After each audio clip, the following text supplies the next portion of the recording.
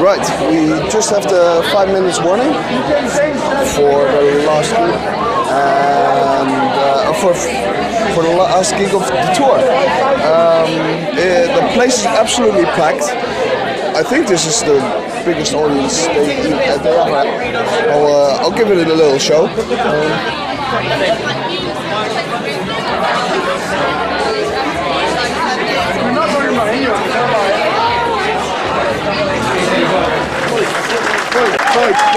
Pretty good. Alright, that was very polite, Holland. This time I want you to lose your shit, okay? Are you ready to lose your shit? Yes. I can't wait for my shit to be lost. That's a German accent. Sorry, Tom Tom. Okay, after 3, lose your shit. 1, 2, 3, go now!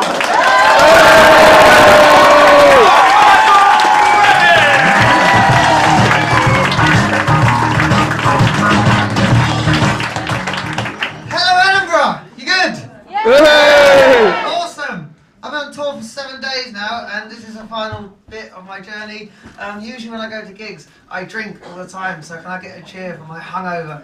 Right, status right now. I'm fucked. Edinburgh, I really am. Edinburgh is absolutely beautiful. Seriously, your city's amazing. And we've been walking around, and you don't have charity collectors here. Do you? No, yeah, right, in Essex you get them everywhere, and it reminded me when I was a student, about 5 years ago, I was walking down the high street at about 4 o'clock in the afternoon, so it's fair to say I was pretty fucked. And I was walking along and this woman goes, "Can I stop you there?" I was like, "Yeah, all right." And she goes, "Do you know your shoes?" I was like, "Yeah, pretty well." She goes, "Do you know that some 8-year-old gets paid £10 a month to make them shoes?" I was like, "That sucks." On the other hand, that kid got skills. I can't remember her name when I was 8 years old. And well, I give to World Vision. Do you know what World Vision is? It's a sponsor a kid foundation. I give to that charity. And the woman once again stopped me in the street and she goes, "Do you know for £15 a month, sir, £15 a month, you can give child healthcare, education, clean water, a new start in life, £15 a month. That's awesome." On the other hand, I could get broadband. Also, I ain't got kids, I know they're expensive, so when I have them, I'm sending them to Africa. There's squaddies in tonight. There's squaddies. Oh, right, I'm from Essex. Right, in Colchester, like squaddies got a bad reputation around there, they're really quite violent. Fucking hope so! We're defending our country, so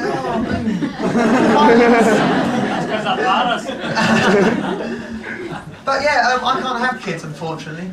Oh. Don't worry, it's more a like legal thing than medical.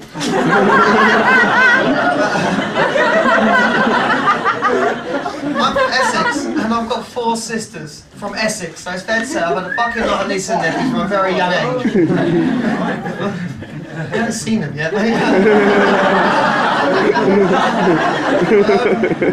Yeah, I had to look after my favourite nephew, Harrison. You can't have favourites, you can. Mine's Harrison, right? And he's 3 years old now, but I had to look after him when he was 1. And if you ever had to look after a kid before and you not wanted to, it's scary. They're mental, right? Basically, I had to look after him for 3 or 4 hours, and she said that he started crying. She just goes, "Make some funny noises and stuff like that." And oh, quickly, do you know you're not meant to give kids Pepsi or Coke?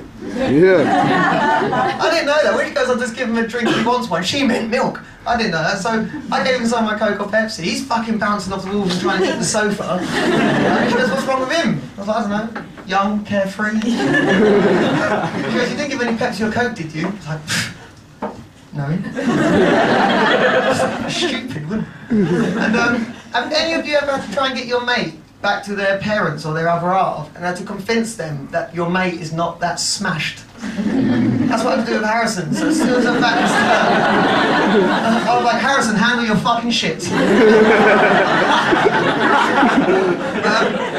Yeah, anyway, he started crying and stuff, like, so I started making funny noises, and the only funny noise I can do is I can sneeze like Donald Duck. Hear me sneeze like Donald Duck? Ready?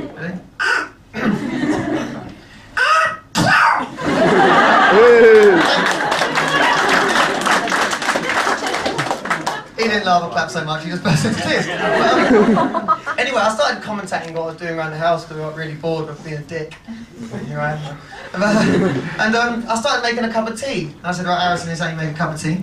You boil your kettle, you put your teacup down, you get your tea bag, you put your tea bag in. And then I froze. Your first bit of advice from your uncle. Tea bag in and tea bag in.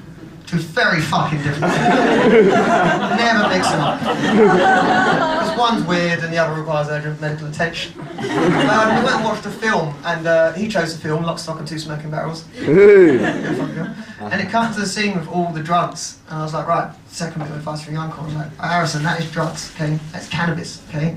Drugs are not good. They're fucking awesome. Has anyone ever done drugs here before? Nay.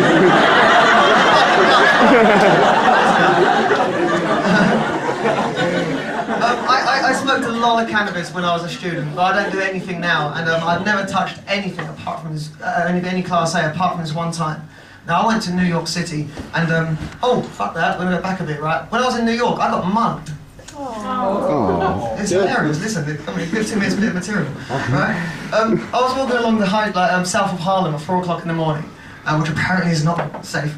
And I was walking along, this guy grabbed my bag, and I was like, I pulled it back, and he pulled it again, and he goes, like, what's in your bag? So I said, am I being mugged? To which he went, yeah. At the same level, you know? And also, right, the bastard stole my Waterstones card thinking it was a credit card. But I had two cameras, a video camera and a digital photo camera, and I got a bit cocky. And I said, can I have the chip out the digital camera for the memories? And he was like, yeah, that's very obliging of you, lovely. And I said, thank you, as well. And then it got to the point where I had to eject the tape out the video camera. Now, do you know how long it takes to eject the tape out of the video camera? Fucking long. Right, so I'm standing there with this guy like that, just powering up. Eject. And at this point, to make conversation, I went, been busy tonight? Anyway, yeah, I took the tape back and he knocked me out. But I had a fun ride with his car. Anyway, the next day we went to this bar we was drinking in, and we met these barmaids, and they invited us back to a house party, and we was like, yeah, English guys, an American house party. We was like, hell yeah. So we went back there and we was like being all English. And anyway, we had a bit of marijuana on us at the time, and we noticed people opposite us started to skin up. And we was like, all right, cool, we can do it. So we scan up, we were smoking away, and they started to pass this thing around the crowd. So we was like, all right, cool, we'll pass this one round, no one seemed tight. This one came round, and we went,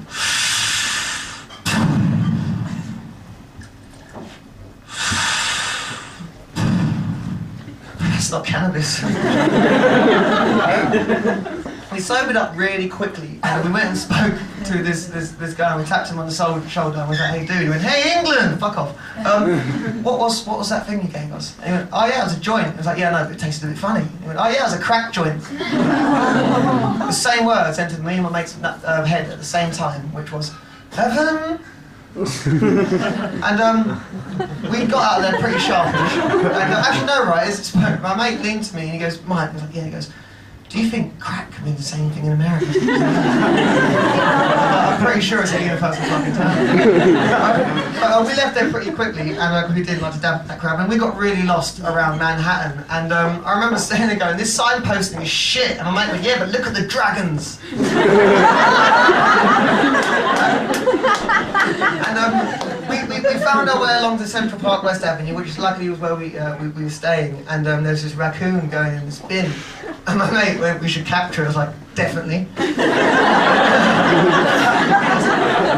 So we took one step forward, and without a shot, this raccoon went into Central Park. So without, like, my mate followed him, I followed him. Right, have you ever been to Central Park in New York? Yeah. Yeah, right. The word park, that's misleading. Don't think of swings, think of fucking Sherwood Forest. Right? So we was running round, we got really, really goddamn lost. And at this point, I looked, and my mate was sat down sharpening a stick to a fine point. I went, what's that for? He goes, vampires. I was like, awesome.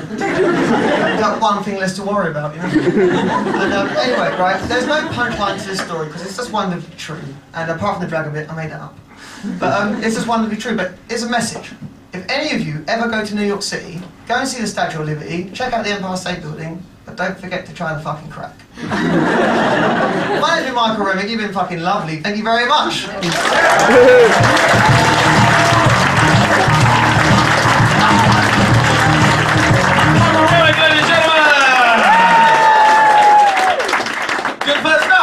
let's start. Yes, yes, yes. If anybody is needing a bed for the night, his head.